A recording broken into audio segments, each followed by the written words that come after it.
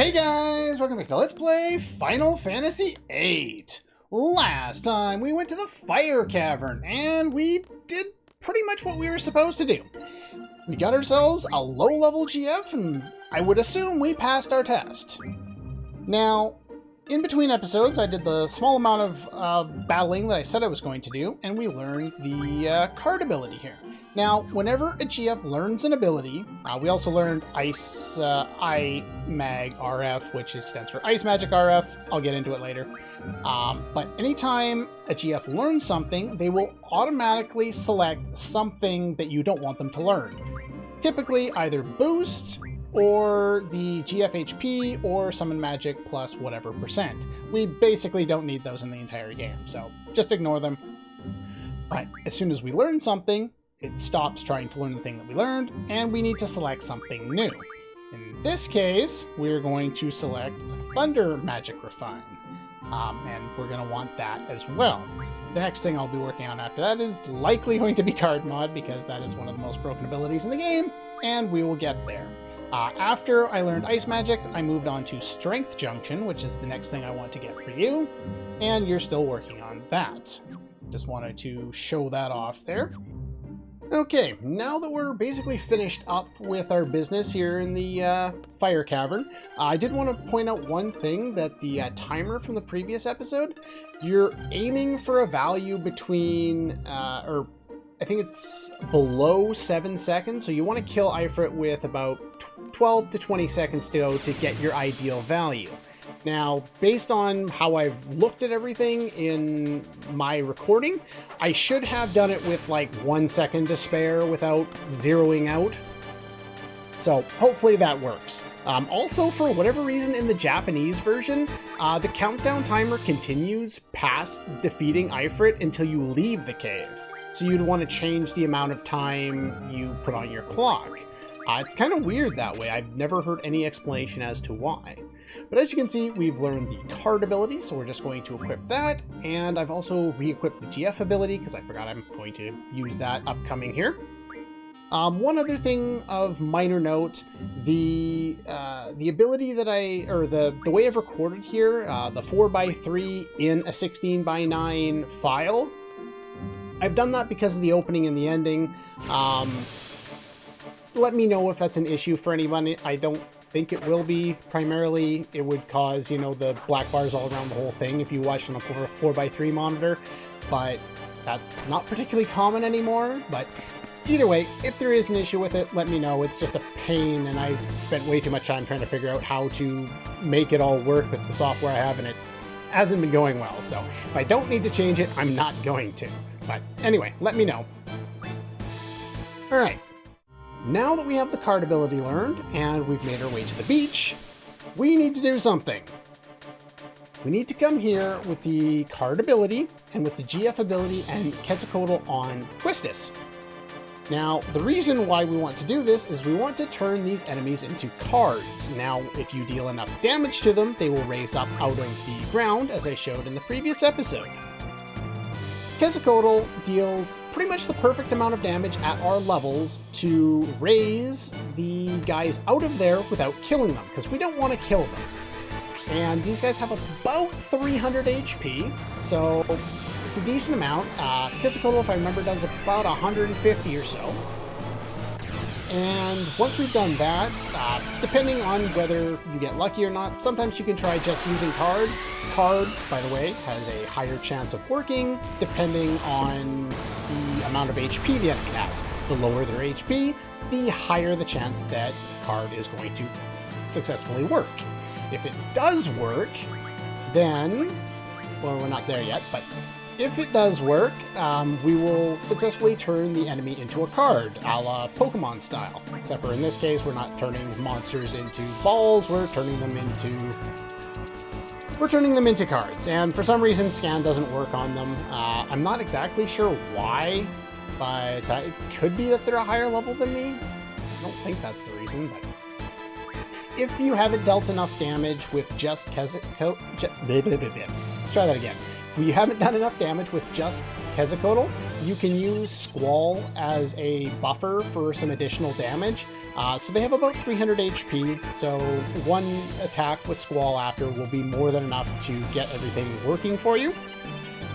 Now, the reason why we're turning these guys to cards and why we didn't fight them before, and yes, the HD mod makes Theseus's eyes look kind of soulless and lifeless, is for fish fins and AP. But you'll also notice we didn't gain any experience.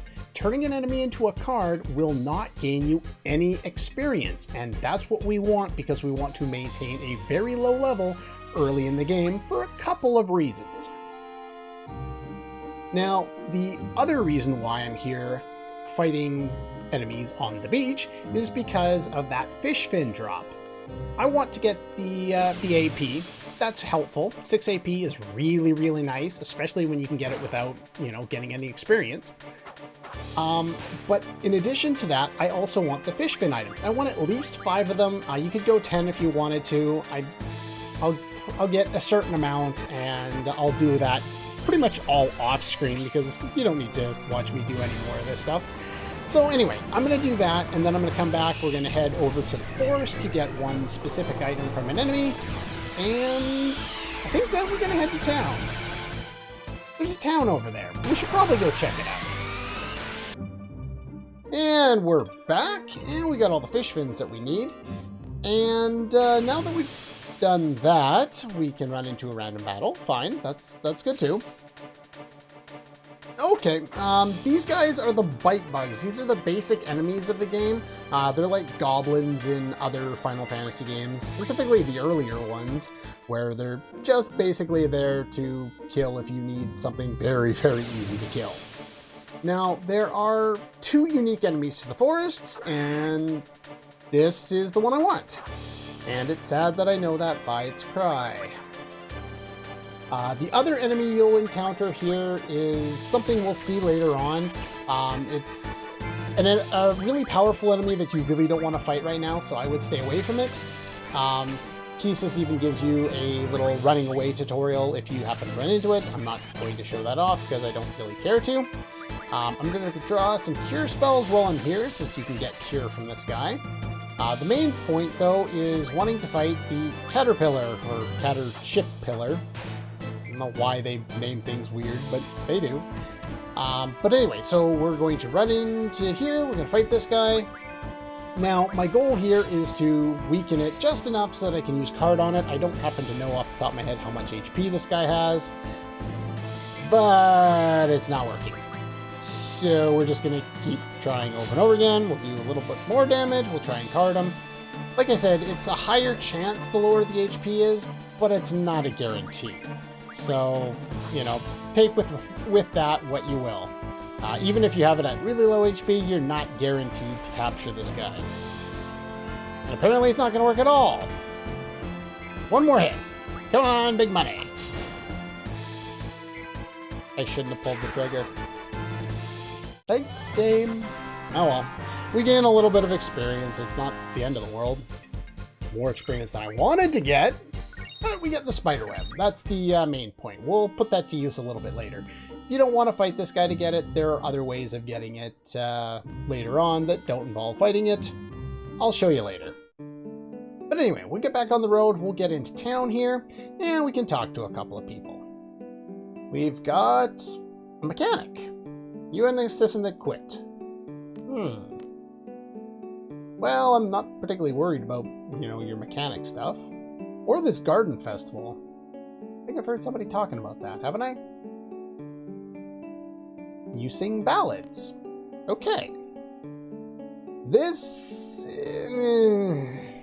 stupid frickin' cars. They replaced the chocobo with the car. It's your way of getting around if you want to get around at a faster pace and not run into any enemies. It kind of sucks. You have fuel that you have to buy replacement tanks for. If you run out, you move extremely slowly, even though you still don't run into battles. It's basically really expensive and it's not usually worthwhile. There's a couple of times I'll use it, but for the most part, I don't really care all that much. But anyway, let's move past that and we will head down here and talk to some of the people of the town. Let's talk to you. Long, long ago in a distant land. No. I already finished watching Samurai Jack.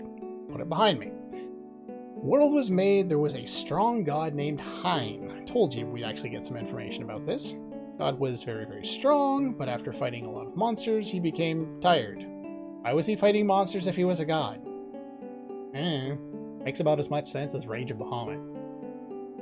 Not the game, I haven't played the game. I was talking about the anime, which was... I just finished watching the second season. It's not great. And I am total train of thought right now. Stream of consciousness. So he made people like you and me to do all the work, and he went to sleep. God was very surprised when he woke, surprised that there were so many people. Decided to reduce the number of people by taking away children.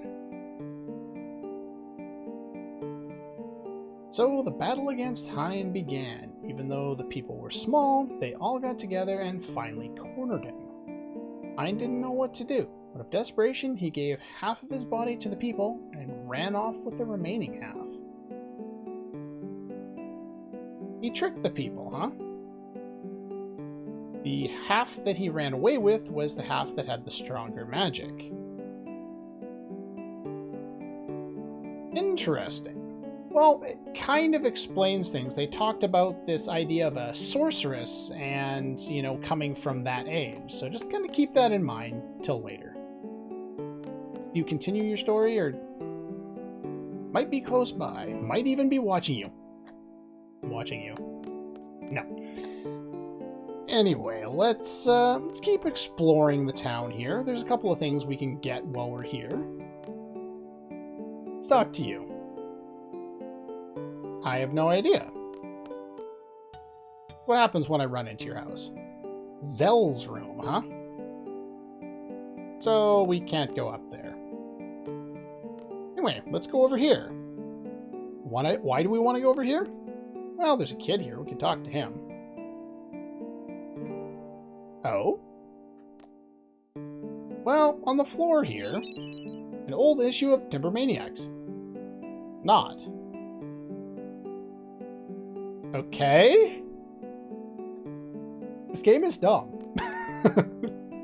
Even when you know what's going on with Timber Maniacs, it's still dumb, and this still doesn't make any sense. Anyway, let's go down here, and let's talk to you. Sea breeze is nice. I'm not a big fan of the smell of the sea, to be quite honest. I've been to a few seaside towns, and just not a big fan of it. It always just smells like decaying fish to me. But maybe I'm in the wrong cities, I don't know. Now here is the inn for the game. We can come here, and it costs us 100 gil if we want to stay. We don't need to stay in order to come up here, but you'll notice something is on the table here. This is called a Timber Maniacs magazine. It's here. Keep that in mind. Now we're going to go do some other things. We will eventually come back to show you what I meant by it's there and keep it in mind, but yeah. So let's go do this. There's nothing else to do down here right now. Is there anybody over here right now? Now, oh, it's here now. Okay. Well, we can get this now. Cure drop point. Cool. You're not required to come here to get it now. Normally, it's actually in my notes to get it later because I didn't think it actually showed up now. But then again, I don't normally do a lot of exploring down here early game because there's not really anything to do down here. So anyway, we've done that. Let's go over here. There's this other draw point, which contains the Thunder spell, which I will give to you. I'm not going to be getting all of these spells. Here is the store owner. We can, basically, in order to upgrade our weapons, we need to acquire reagents or parts, and then once we have the required parts, we expend them and a bit of money, and then we can upgrade our weapon. This is the one that we happen to have right now, so we don't need to do that. Now, contrary to what some may believe, in order to get the next weapon up, you don't need a corresponding magazine, which we'll see later on. You just need the reagents, so if we get all the reagents, we can upgrade our weapons to much more powerful weapons than we would be expected to have at a given point in the game. Also, just want to note this right now, the depth of focus that they put in the game, I really, really like that. Nice touch. Very nice. Alright, over here we have a shop. You should probably go and talk to every shop at least once, even if you don't buy anything. Potions do what you think they do, same with high potions, Phoenix Downs, Antidote cures poison, cures darkness, cures petrify, cures silence, cures zombie and curse, remedy cures everything, tents do exactly what you would expect them to do. In this case it cures status instead of MP because there is no MP. Fuel for the car, ammo for a character we don't have. You can't use a normal potion to heal a GF's HP, and when you summon a GF, it takes the damage for you, and by doing so, the only way to restore its HP is 1, rest an in, 2, use specific potions, or in this case, Phoenix Downs, to recover them. We got some of these from the boss fight against Ifrit there, but yeah, the other note about Ifrit there is if you're on the PlayStation version of the game, you can wait on the naming screen. Even if you finish the battle much earlier, the clock will run down to 0 while you're there, and then you'll be fine. You won't lose any points for that. It's strictly the PC ports that suffer from that for some reason. Okay, you've been going between Timber and Balamb. Timber has a TV in the middle of the city. Interesting. Air over there is not so good, though. This guy, trains are running on schedule. There aren't many tourists coming from Galbadia. Alright, well, we can go this way. And the reason we want to go this way... Well, we'll do that in a sec. Let's talk to these people here. Peaceful Tourist Resort.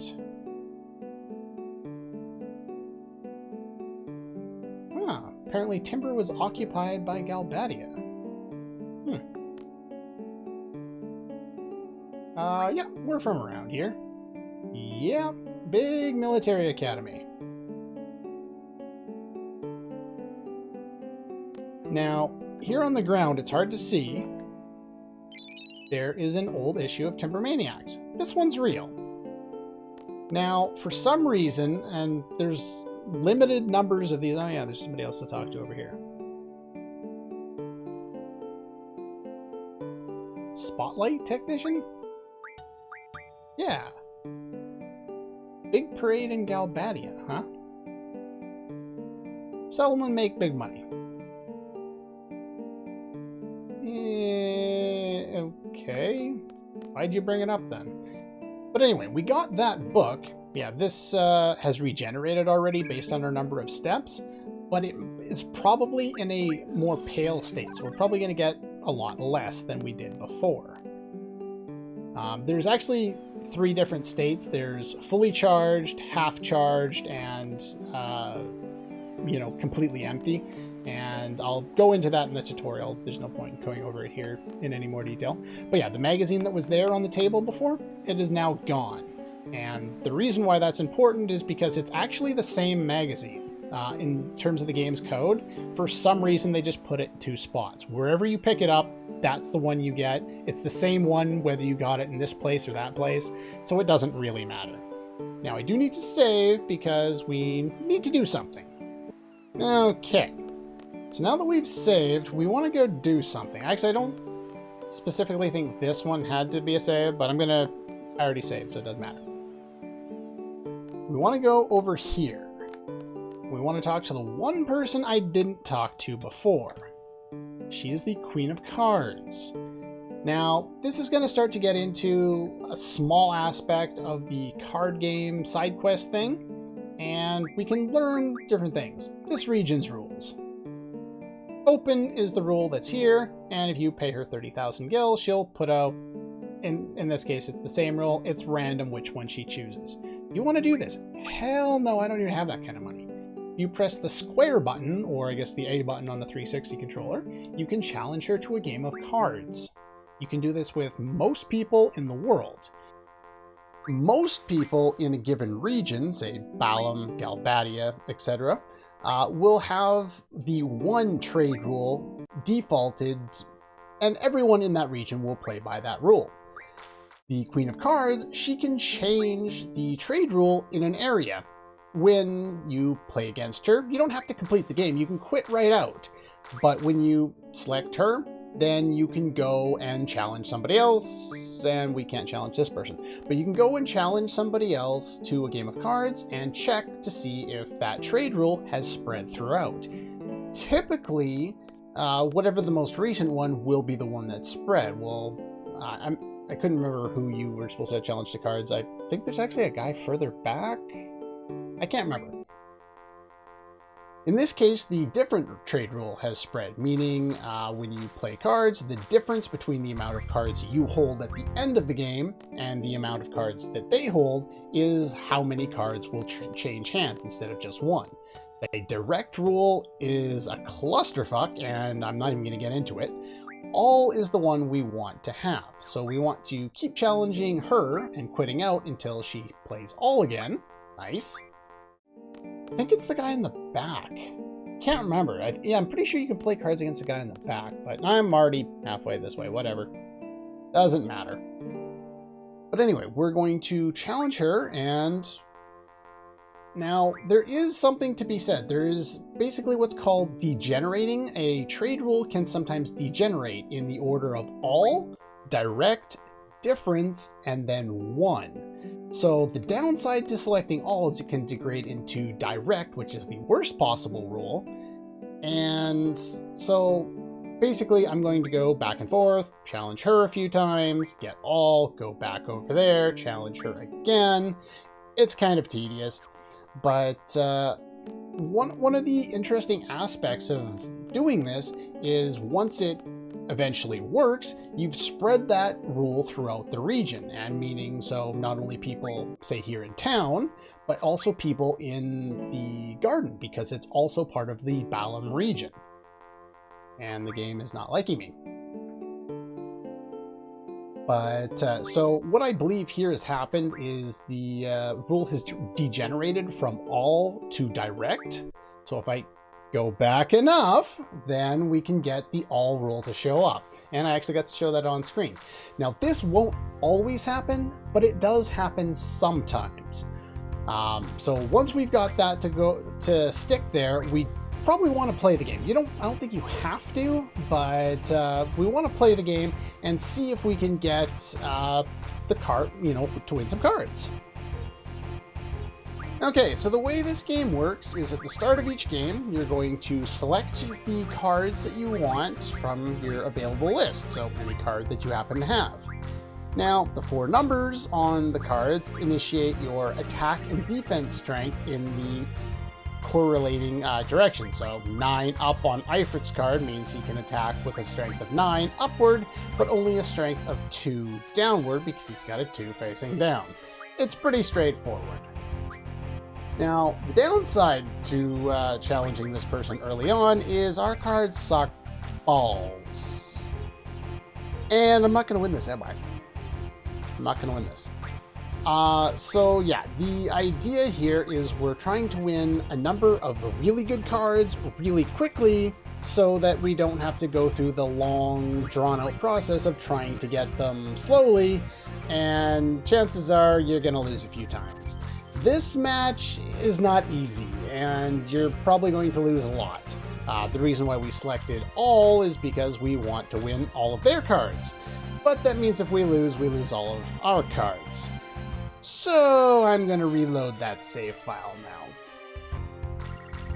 now. Okay, we're back, and this time we're going to try a bit of a different strategy.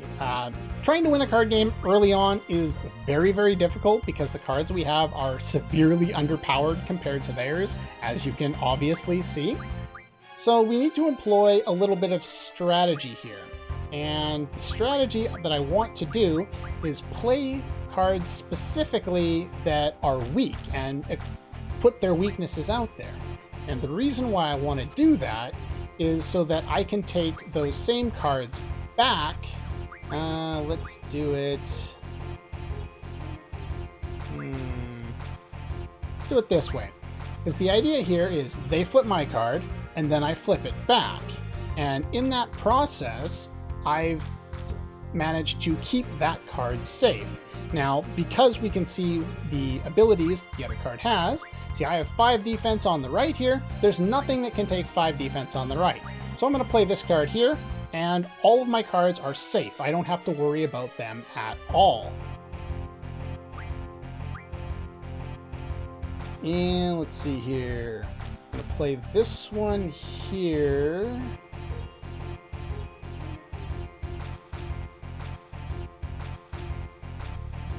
And yeah, that one should be my strategy. Because you flip that here. Now I'm going to flip these 2 back. We basically made a sacrificial play, and we win. I've attempted to do this about 5 times and failed 4 of them, so the idea with having all is we are able to get a lot of cards to increase our ability to play substantially very, very quickly. Now, I kept running to talk to her to test whether the card had spread, and that's because I was thinking ahead because I specifically want to challenge her. If you want to check, just check with this guy because he's right next door, and, it'll, check to see if he has all. If he has all, then you didn't need to make the extra trip. Okay, now that we've shown off that, I do want to head back and I want to save, since we actually have some semi-decent cards now. As soon as you get good cards, time to run back and save real quick. And once we get a decent amount of cards, we won't have to save too often. But after this, I am going to head back to the lady up front. She uses between level 1 and level 4 cards. And I would definitely like to pick up some more of them. The reason why she's a good choice, in my experience, is because she tends to use an Abyss card worm as a card relatively often, and I would like to win that one. She also doesn't use level 5 cards, which, as the name suggests, are better than level 4 and below cards.